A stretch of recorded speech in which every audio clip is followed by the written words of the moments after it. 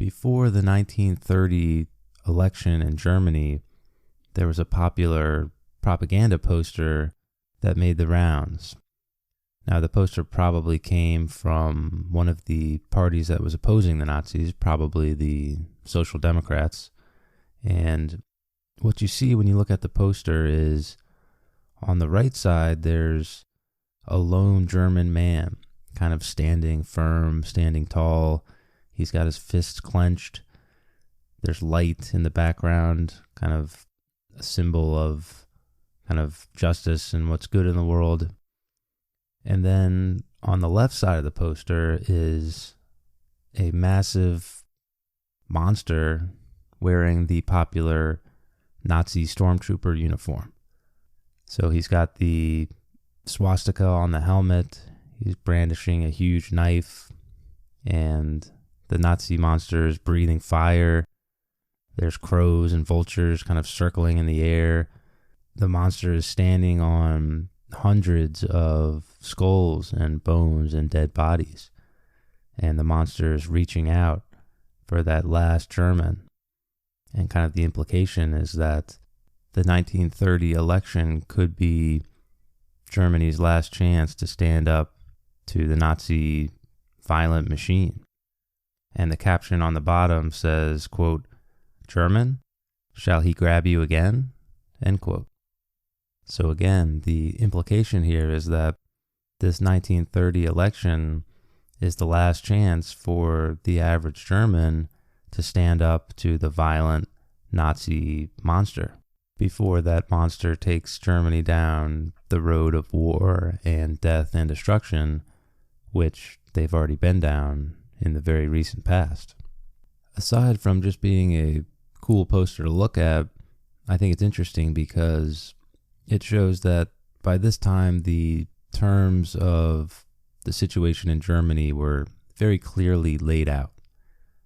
Most people correctly saw that the Nazi Party was an unstoppable force of chaos, and they were essentially trying to step over the dead corpse of the Weimar Republic. The Nazi Party was on a slow march to power. They seemed to be getting more and more popular with their message of pretty blatantly wanting to get rid of the Weimar Republic. What's interesting about the Nazi government and what separates them from a lot of other totalitarian governments throughout history is that they were legitimately voted into power in a parliamentary system of government. They never received more than 50% of the vote, a true majority, but by 1932 they did have more seats than any other party. So you can contrast this idea of legitimately being voted in with other totalitarian governments throughout history, such as, Soviet Russia or Genghis Khan or something like that. And I think this kind of adds to the fascination with it because you wouldn't expect a group of people as, evil and destructive as the Nazis to get voted into power. So what does that say about human nature there? In the last episode, we talked about some of the unique conditions in Germany from an economic, social, political perspective, the impact of World War I, and how there was kind of this perfect storm where if a fringe right-wing party was going to take power, they had the perfect opportunity, kind of the perfect storm of just chaos to plant the seeds of destruction. So in this episode, we're going to talk about how that fringe right-wing party was created and ultimately became the archetype of modern evil.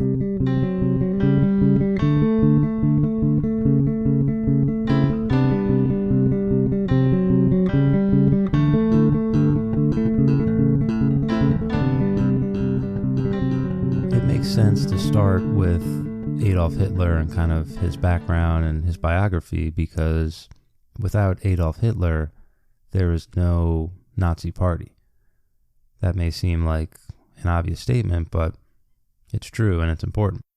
So Hitler was born in 1889 in the country of Austria.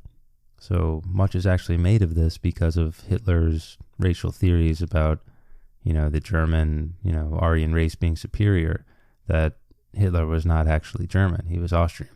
His dad had him while he was in his third marriage. Hitler did have a younger sister.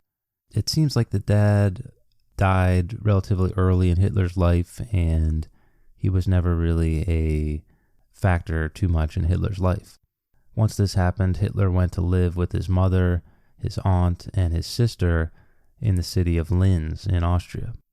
Not much is known about what he was like as a kid, but we do know that he did poorly in school.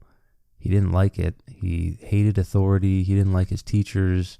And this kind of philosophy of being distrustful and bitter towards authority figures would certainly play a role in his beliefs as he got older.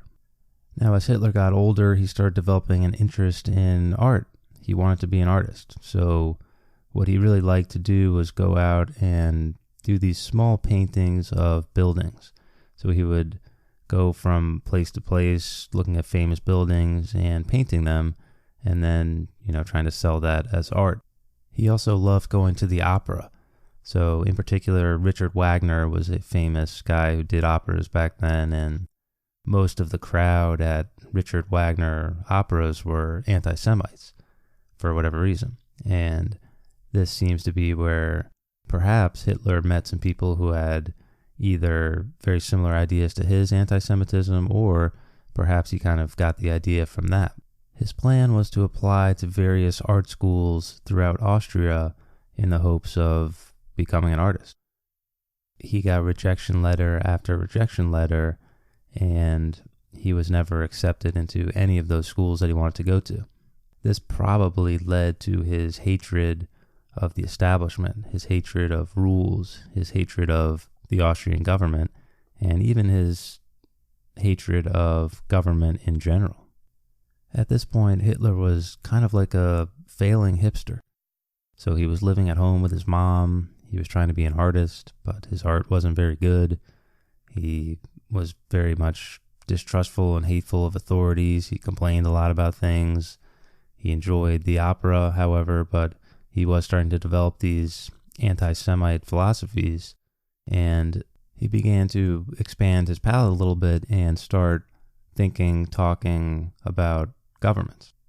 Now, the government in Austria at the time, while Hitler was growing up, was the main party in power was the Social Democrats. So these people were not quite communist or socialist, but they did have kind of a socialist streak where they appealed to the working class and, improving working conditions and kind of making a more equal landscape for the average citizen.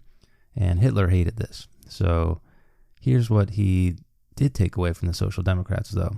He kind of appreciated how they could use propaganda and speeches and stuff to rally up the masses and kind of get them excited.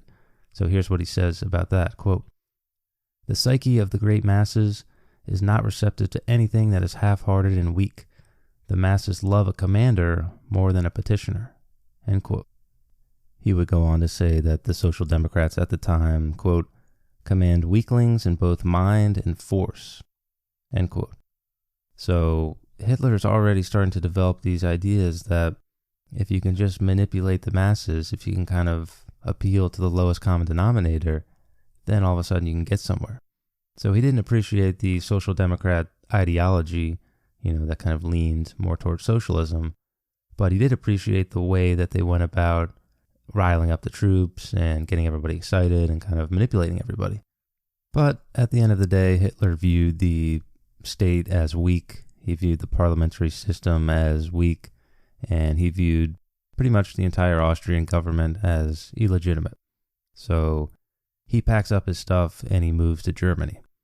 Now, a lot of people at this time thought that Germany should be kind of absorbing Austria anyway, and there was this movement called PanGermanism, where it's kind of this idea that all of the ethnic German-speaking people should kind of band together, and that should be Germany, and kind of politics and social life should be based on that, and everything goes from there. So, of course, Hitler would kind of use this idea of pan-Germanism and Germans kind of being a superior race and kind of the Aryan race, and he would combine that with anti-Semitism where, the Jews are the lowest form of human being, and they probably don't even deserve to be part of Germany. They certainly don't deserve to have the same rights that normal Germans would. And he combines this with, social Darwinism and some of that racial hygiene stuff that we talked about in the last episode. And all of a sudden, you have this racial component that is underlying everything that Hitler does. I would say that Hitler's time in Austria taught him three main things. And it was that pan-German anti-Semite philosophy that we talked about. It was this idea of authority and kind of the parliamentary system being weak and not fit for true German government. And it was also these lessons on propaganda. He learned that good propaganda appeals to emotion and not reason. Good propaganda appeals to the lowest common denominator of intelligence. So he actually thought that if your propaganda was using too many big words or using too many long phrases, it was going to just not make any sense to the people you needed to make sense for. So he would, end up using a lot of short phrases and catchphrases and, stuff that kind of appeals to the average Joe. He also thought that propaganda should appeal to as many people as you can make it. So we'll talk about this a little later, but he wanted everything about the Nazi Party to be appealing to every different aspect of German society. He didn't want to pigeonhole himself into just being, the group of the lower class, or just being the group for the middle class, or just being the party for the high class. He wanted to have a system where he could get followers from every aspect of German society. As we said, after his time in Austria, Hitler would pack up and move to Germany, where he lived by himself, and he attempted to do what he was doing in Austria, which was be an artist. So he was failing at this in Germany. He was kind of eking out an existence on the, fringes of society, and he wasn't really doing well. And what ultimately is going to save Adolf Hitler is when the First World War breaks out. Hitler was extremely excited to volunteer for the German army, and he said, quote, "It was a release from the painful feelings of my youth," end quote. There really is this sense that Hitler was kind of living a life that was not satisfying for him, and then once World War I breaks out, everything kind of starts coming together for him. Apparently, nobody checked his citizenship when he volunteered, so they kind of signed him up. They sent him to the front lines. He did serve well. He did serve bravely. He received a couple of Iron Crosses for his distinguished service. And unfortunately for him, he was caught in a poison gas attack, and that was the end of his experience. So he wasn't really able to be part of the battles and stuff while the war was kind of winding down. And, when he woke up in the hospital and they told him the war was over, he was very much devastated by this, and he refused to accept it. So very quickly and very easily, Hitler seized on that Jewish kind of communist stab in the back theory that we talked about in the last episode. The idea that Germany never really lost on the battlefield. They were kind of stabbed in the back by these social democrat and communist politicians who kind of gave up the country to foreign powers. And, there was a Jewish conspiracy behind this whole thing. This really gets Hitler going into what his future Nazi philosophy would be based on. It's now 1919. Hitler is disillusioned from the end of World War I, but he is still serving in the German army, and more specifically, the Bavarian army. So Bavaria is kind of like a state in southeastern Germany that's, part of the German Republic now. In 1919, something called the Bavarian Revolution breaks out. And essentially, this is a complicated topic and probably deserving of its own episode, but there was a communist attempt to take over the state government, and from there to take over the government of Germany. It appears that some of the soldiers in the Bavarian army fought bitterly against the communists. Some of them actually joined up with the communists and the socialists, and some of them just kind of weren't really sure what to do, and they kind of just went with the flow, maybe because they didn't want to see more violence erupt, or maybe they didn't want to take part in it. And it appears that Hitler was in that group. So there is some controversial pictures of him wearing like communist armbands and stuff like that, which many historians have used to show that, look, Hitler wasn't really sure what his ideology was at this time. He was kind of just a confused young man kind of looking for something to grab onto. And really his hatred of the Weimar Republic may have preceded his hate of communism. So he might have been okay with communists taking over as long as they got rid of those traitors who kind of betrayed the country, notably the Social Democrat Party. Those were the guys who signed the Treaty of Versailles, which he so much hated. But other historians have also said, look, you probably shouldn't look too much into this armband thing. He was probably just going with the flow. He didn't want to cause any unnecessary violence. And once it became obvious that the communists were, successfully taking over that region, let's just wait it out and see what happens. I would probably fall more in that camp. Very quickly, this Bavarian Revolution will get put down by the German government. They would use essentially paramilitary force and a little bit of the police force to take back the areas that communist takeover happened.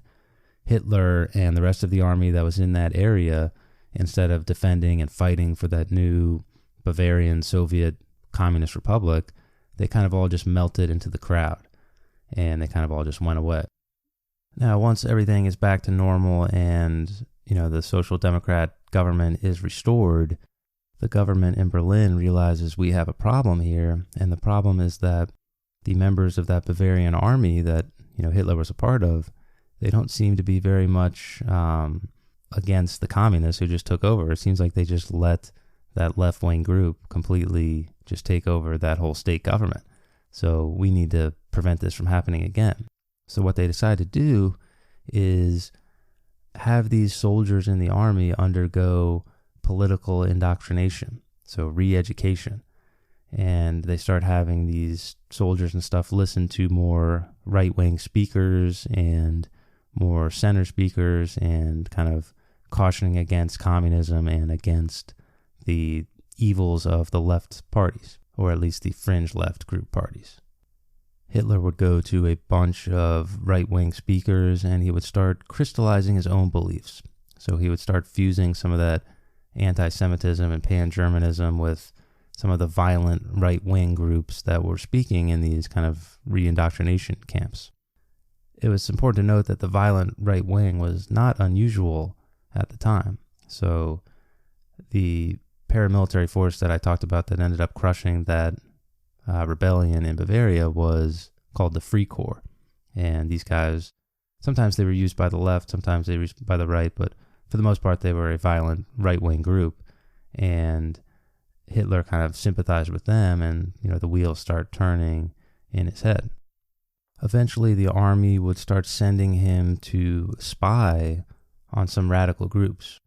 The government didn't want any of these radical groups to kind of get too much power and kind of, we don't want to have another revolution on our hands. So they would send out people to go spy on, radical groups like the left wing or the right wing and basically come back with the information. So this leads Hitler to the German Workers' Party. So this was a right-wing group that hated Bolshevism, hated communism, and that's kind of their main platform. And they would meet basically at bars and stuff like that, and they would talk about their ideas, and Hitler was nominally supposed to be spying on them, but he was becoming more and more interested, and at the end of the day, he basically joins up with this group. He joins the German Workers' Party, and it's at this time that he discovers his talent for public speaking. So he became the star speaker of the party very quickly. Here's historian Richard J. Evans talking about Hitler's oratory style, his style of giving speeches. Quote, "He gained much of his oratorical success by telling his audiences what they wanted to hear. He used simple, straightforward language that ordinary people could understand, short sentences, powerful, emotive slogans. Often beginning a speech quietly to capture his audience's attention, he would gradually build to a climax. His deep, rather hoarse voice would rise in pitch, climbing a crescendo to ranting and screaming finale, accompanied by carefully rehearsed dramatic gestures. His face glistening with sweat, his lank, dark hair falling forward over his face as he worked his audience into a frenzy of emotion. There were no qualifications in what he said. Everything was absolute, uncompromising, irrevocable, undeviating, unalterable, final.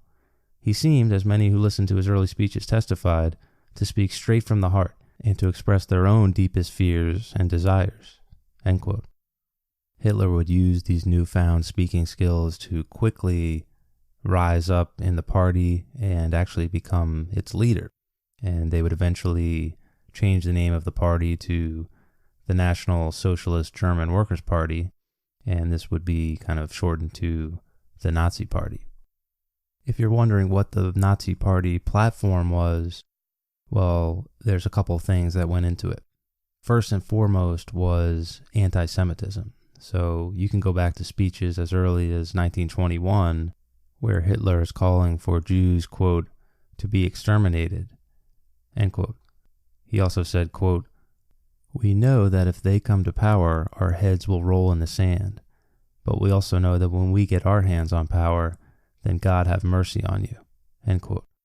So this is pretty chilling stuff from Hitler, and it really struck me as I was doing research here that this stuff is coming so early on. I mean, this is 1921. Hitler wouldn't be, in power until, really 1932 or 1933. So it was really surprising to see how blatantly anti-Semitic he was and how blatantly he was kind of laying out some of the horrific crimes he was going to commit later on, if only people were willing to just listen to what he was actually saying and take what he was saying at face value. Anyway, back to the Nazi Party platform. Number one was anti-Semitism and hatred of Jews. This led into hatred of Bolshevism and communism, which connects with that November traitor theory and kind of this hatred of the Social Democrats and the communists and the Weimar Republic, who gave the country over to the international traitors. That's all stuff we covered in the last episode. Next part of the platform is this idea of racial hygiene that we talked about earlier in this episode, where kind of this pan-German idea of German ethnic-speaking peoples being together, and that's what Germany is, and kind of the Aryan race being superior. You mix that in with some extreme nationalism, the idea that violence is condoned and necessary to take power. You mix this in with a little bit of opposition to big business, opposition to international economies, anything involving other countries is not going to be something the Nazis support, and a full repeal of the Treaty of Versailles. In short, it's an extreme nationalist, it's an extreme militarist, and it's an anti-Jewish and communist platform. Many people are actually confused by the word socialism in, National Socialist German Workers' Party, and it's important to note that there's nothing really socialist about Hitler's platform. So they do share some values, talking about Nazism and socialism here, but the fundamental difference is that socialism is an egalitarianism based on class, whereas Nazism is not quite egalitarianism, but it is almost an egalitarianism of race. So this is the fundamental difference. Everything in Nazism is based on race, whereas everything in socialism is based on class. And the Nazis and Hitler, of course, thought much more along authoritarian lines than any socialist would. The socialists would want to have a government kind of run by the people, at least in theory, whereas Hitler and Nazism made it very clear that society was to be run by a leader or a Führer, and this was eventually going to be kind of nominated as Adolf Hitler. But it is important to note that, at least in the beginning, Hitler was very much willing to want to make the party appeal to everybody. So, for example, when they made the Nazi flag, black swastika with the red background, they made the background red on purpose because they wanted to appeal to socialists and communists. Typically, the color of socialism and communism is red, so that was a calculated move. Again, Hitler and his propaganda, one of his rules was, we want to try to appeal to as many people as we possibly can. Now that Hitler had essentially built the Nazi Party out of nothing and become its leader and established what the platform was, he could move on to expanding and filling out his organization. So he did this with a combination of street thugs and educated white-collar workers. So a lot of these kind of street thugs came to Nazism as a way to kind of express their desire to be active and fight for something. And, the violence and aggression of Hitler's speeches definitely appealed to them. And of course, they were getting involved in the, brawls that were going on in the streets, the bar fights, all that kind of stuff that we went over in the last episode. These guys would show up at rallies and speeches. They would beat up speakers. Again, huge fights, brawls in bars with mugs and bats and truncheons flying around. There would be battles at convention centers. Essentially, again, historians describe them as pitched battles. These thugs were armed with bats, knuckles, pistols, grenades, you name it. It was said that Nazi brown shirts would rove the streets, beating up anyone who even looked like a Jew. And I think Hitler realized the importance of building up his paramilitary group. So he did have his thugs and his kind of, brown shirts, but he also did create what was called the Storm Division, or the SA. And the SS, many people know about the SS, this would become kind of an elite division of this Storm Division. And then he still had the brown shirts who were kind of like the common thugs. So in this world of the Weimar Republic where the police force was kind of weak and there wasn't a big army to kind of control things, having that paramilitary force was important.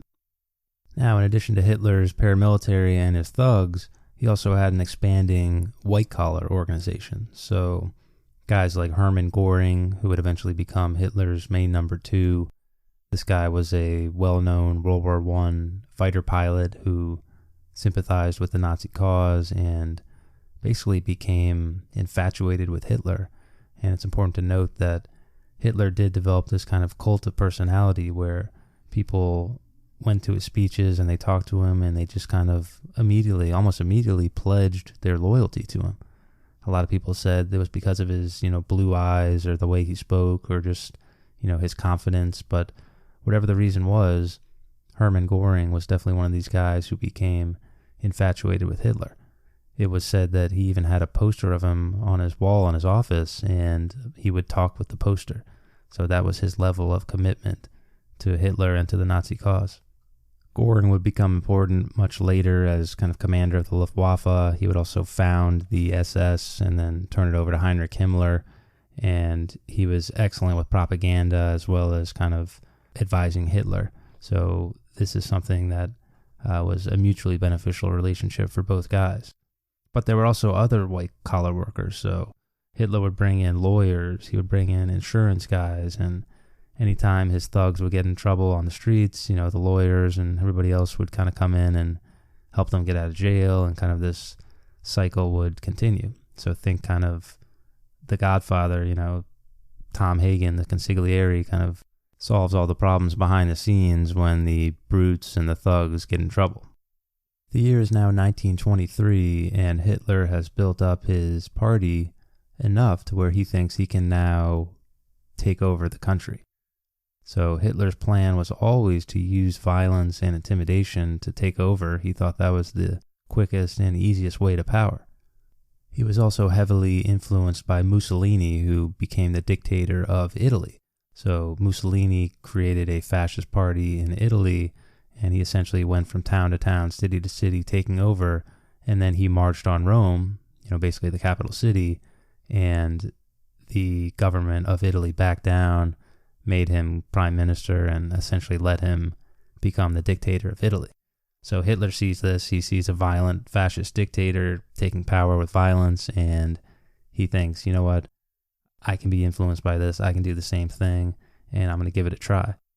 So on November 8th, 1923, something called the Beer Hall Putsch would begin. Hitler and his number two, Hermann Göring, would team up with Ludendorff. Remember General Ludendorff from World War I, who was very much a right-wing figure at this point and was upset with the Weimar Republic and essentially wanted to overthrow it. So Hitler and Göring joined forces with Ludendorff. They have about 2,000 armed supporters with them. They break into a government building in the German state of Bavaria.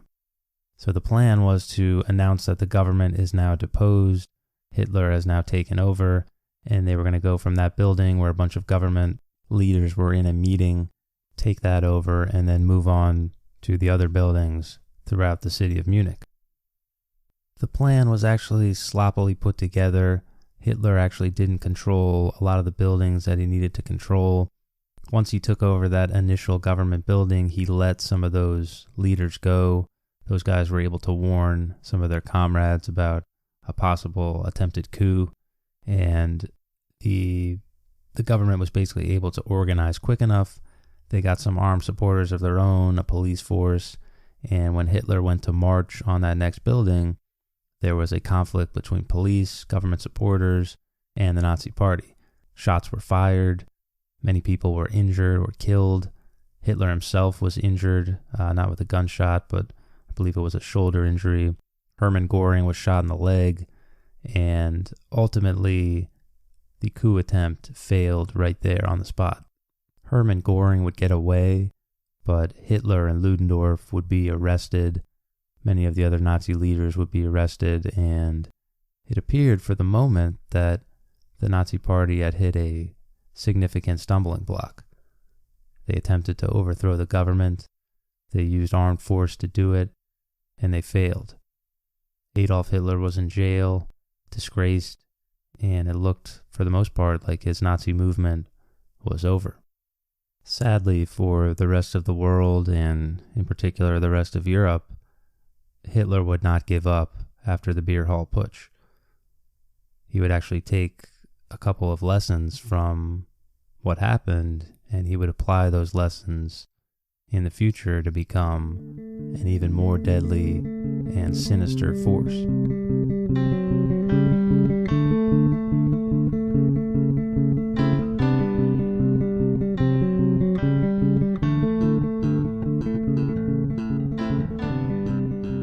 Alright, so that does it for part 2 in our series on the rise of the Nazis.